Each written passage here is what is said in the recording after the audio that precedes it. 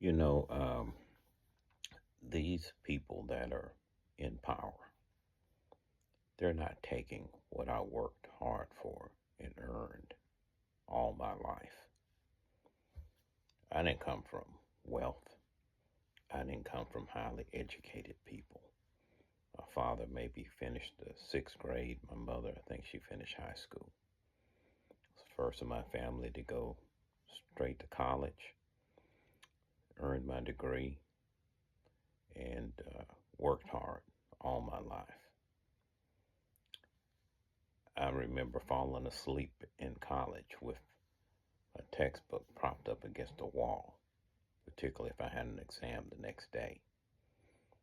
Um, I remember my corporate career staying to 10 o'clock at night.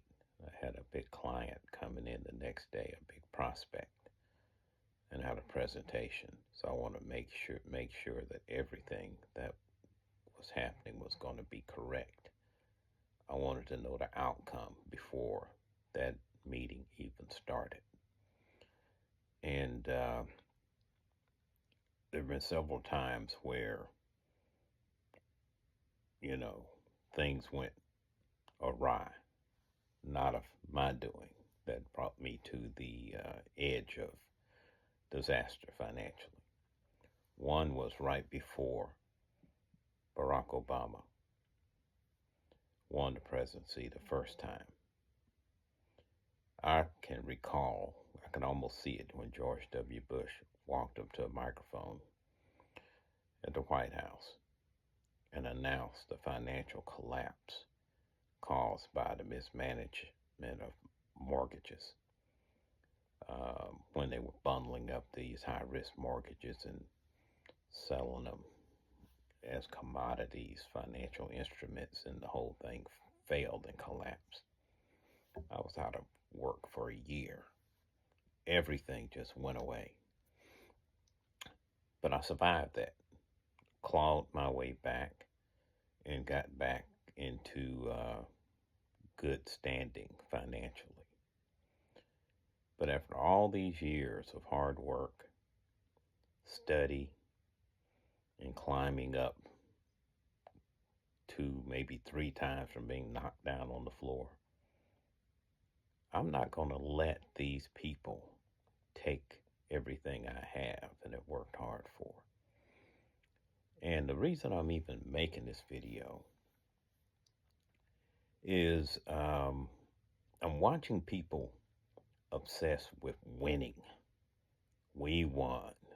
We own the libs. This, that, and the other. All this nonsense. When they will be going down with everybody else. Because the conditions are being orchestrated and set up for failure of what I would determine to be the ordinary person.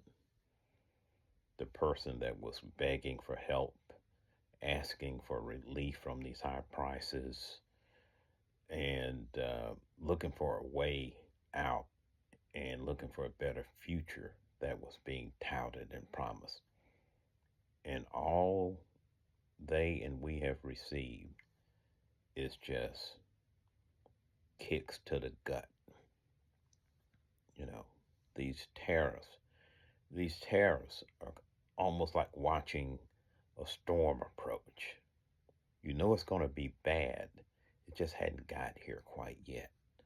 But then you start to see the trees moving, the winds coming, and you know it's on its way, like a hurricane closing in on the coast. It's on its way. And your only question is, how bad is it going to be?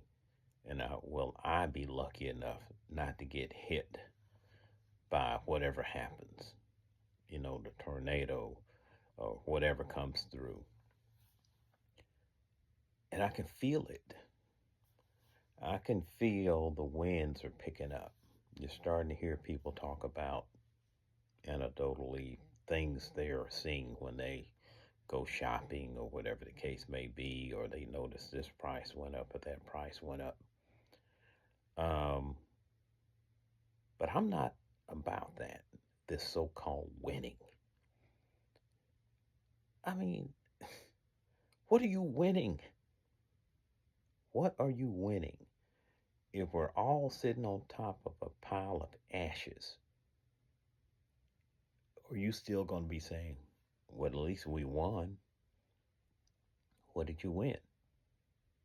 Maybe the person you supported won, but you lost. There are people right now, because of these tariffs, they were getting their supplies, their products, whatever, from China. They are mapping out closing their businesses that they've been building up for years. Some of them may have started, you know, part time doing it and finally got to the point where they say, I can open up a location.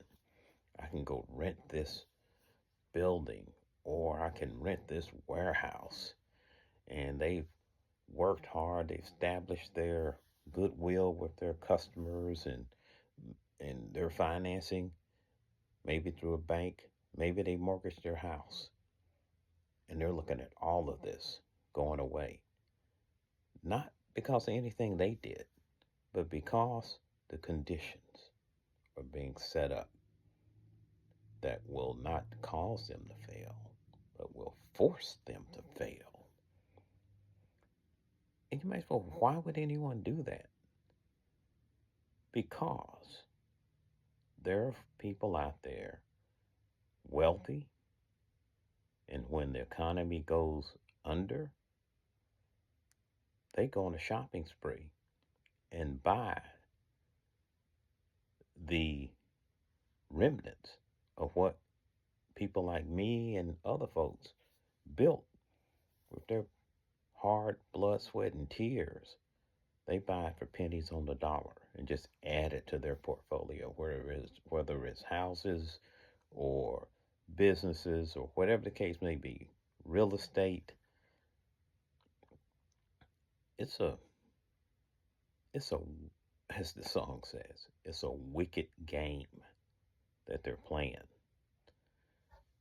And aside from that, the other things you work for all your life, your Social Security, your Medicare,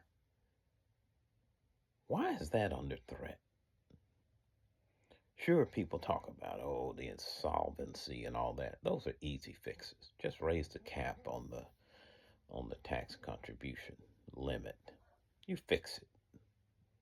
They know that, but they don't want the wealthy to pay the same percentage as everybody else. So they're looking at what we paid into all our lives as a bonus. And we never thought we'd get a hold of that trust fund, or we never thought this or that. They don't care if they leave us out here. That was something I've been paying for since I was 16 and first had a paycheck where they deducted Social Security and Medicare taxes. Now I'm to the point where I'm ready to, maybe start collecting that. And then I see these guys in there who weren't elected, but they have to be empowered by somebody that was elected to do what they're doing. If they don't take it, they'll collapse the system and you won't be able to get at your benefits. They may as well have taken it. Same thing for veterans. They literally shed blood to get what they've earned.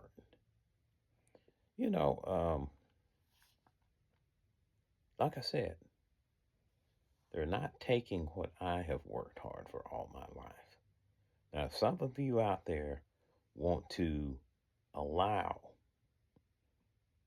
these people that are in office, if you want to allow them to have what you've worked hard for all your life in the name of winning,